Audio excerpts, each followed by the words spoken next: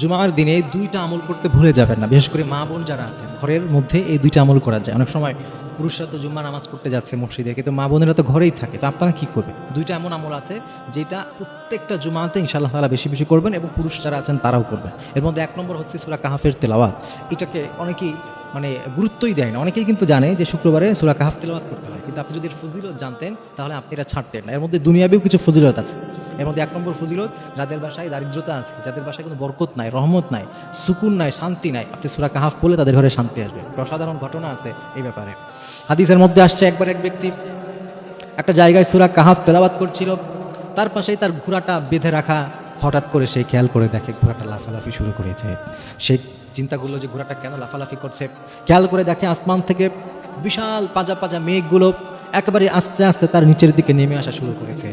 আর এই দৃশ্য দেখে ভয়ে ঘোড়াটা লাফালাফি করা শুরু করে দিয়েছে।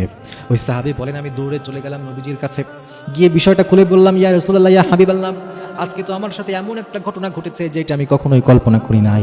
আজকে আমি খেয়াল করে দেখলাম, যখন আমি সূরা কাহাফ পড়তেছিলাম, আসমানের মেঘগুলো ধীরে ধীরে নিচে নেমে আসছিল।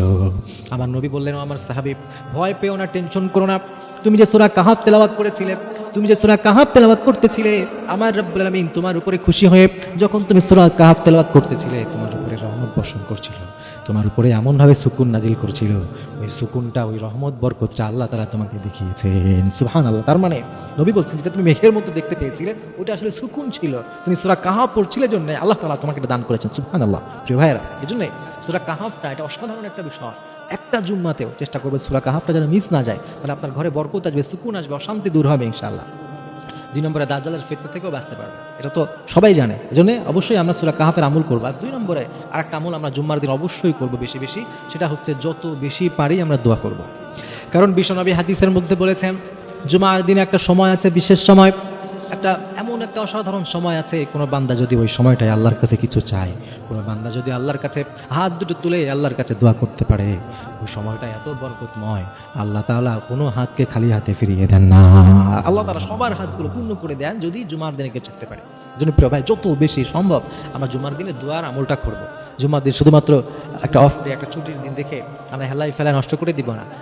আর যে দোয়ার কথা বললাম, এটা জন্য আয়োজন করতে হবে সবসময়, ব্যাপারটা কিন্তু এমনও নয় যে জায়নামাজ বিছাতে হবে, হাত তুলতে হবে, অনেক কিছু করা লাগবে না।